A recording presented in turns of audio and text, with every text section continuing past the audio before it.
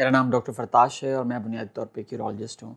मैं college of physicians and surgeons का fellow हूँ और आज जिस मौजू पे मैं आपके लिए ये वीडियो बनाने जा रहा हूँ उसका उन्वान है वेज़ाइको यूरिटेरिक रिफ्लक्स। यानी उर्फ़ आम में अगर मैं आपको ये समझाने की कोशिश करूँ तो कुछ इस तरह होगा कि कुदरत ने हमें 2 गुर्दे अता किए हैं और उन गुर्दों का काम आपके जिस्म से सफाई करके फाज़िल मवाद को पानी के साथ मिक्स करके आपके मसाने में फेंकना है। मसाना एक थैली है जो आपके नाफ के नीचे वाक़या होती है और गुर्दे कमर की साइड पे होते हैं और 2 ट्यूब्स हैं जो गुर्दों से इस पेशाब को लेके नीचे मसाने तक फेंकती हैं। जब एक शख्स पेशाब करता है तो उसका पेशाब मसाने से बाहर जाता है, यानी जो बहाव है पेशाब का वो गुर्दे से मसाने और मसाने से बाहर की तरफ होता है।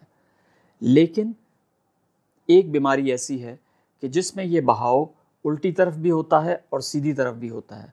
यानी जब आप पेशाब करने जाएं तो वो पेशाब वापस नालियों में भी जाता है और बाहर भी निकलता है। ये बीमारी आम तौर पे बच्चों को या छोटे इन्फेंट्स को होती है और आम तौर पे ये लड़कियों में ज़्यादा होती है और लड़कों में कम होती है। इसका ताल्लुक मौरूसियत से बहुत गहरा है। मतलब अगर एक बच्चे को ये बीमारी है तो ये मुमकिन है कि आपके ख़ानदान में दूसरे बच्चे जो पैदा होने वाले हैं उसके बहन भाई उसको भी ये बीमारी हो। अगर ख़ानदान में ये बीमारी चली आ रही है तो उससे भी ये एहतमाल है कि बच्चों में ये बीमारी होगी। अब अगला सवाल ये है कि डॉक्टर साहब इसका नुकसान क्या है?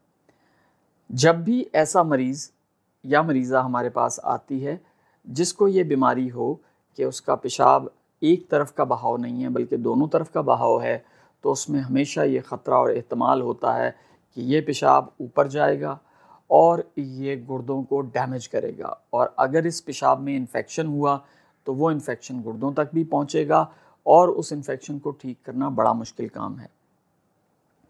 बिलअमूम ये बीमारी एक यूरेटर या एक पेशाब की नलकी जो गुर्दे से मसाने तक आ रही है उसको भी मुतासिर कर सकती है और दोनों को भी मुतासिर कर सकती है। और इसका बुनियादी वजूहात जिस तरह मैंने अर्ज़ किया मौरूसियत है और मौरूसियत के साथ साथ ये भी है कि अगर आपका जो पट्ठा नीचे जो मसाने का पट्ठा है अगर वो कमज़ोर है तो उसमें भी ये एहतमाल होता है कि ये पेशाब वापस जाएगा।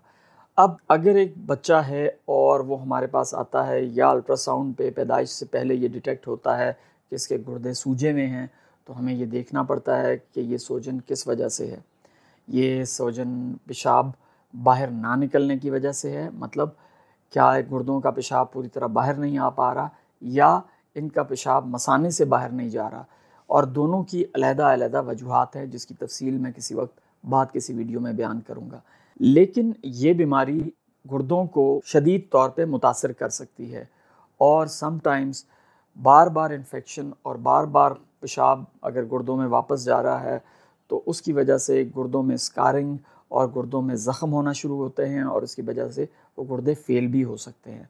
लिहाजा इसकी तशख़ीस करना और इसका बर वक्त इलाज करना बहुत ज़रूरी है। इलाज की सूरत में या इलाज हम किस तरह करते हैं?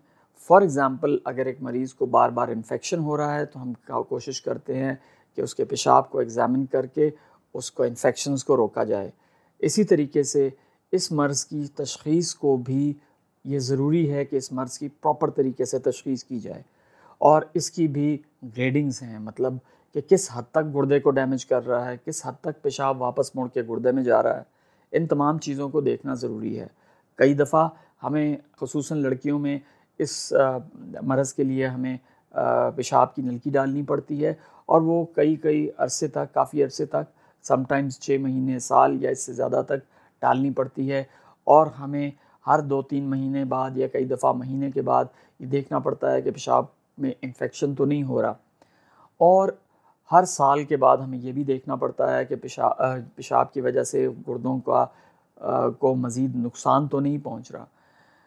बहुत सी दफ़ा ये मर्ज़ प्रॉपर केयर से ख़ुद ब खुद ठीक हो जाता है, लेकिन जब ये मर्ज़ ठीक नहीं होता प्रॉपर तरीके से तो फिर हमें इसकी प्रॉपर मैनेजमेंट करनी पड़ती है और उसमें सर्जरी भी आ जाती है और समटाइम्स मरीज़ को और भी हमें ऑप्शंस देनी पड़ती हैं जो वो कर सकता है। आपका बहुत बहुत शुक्रिया।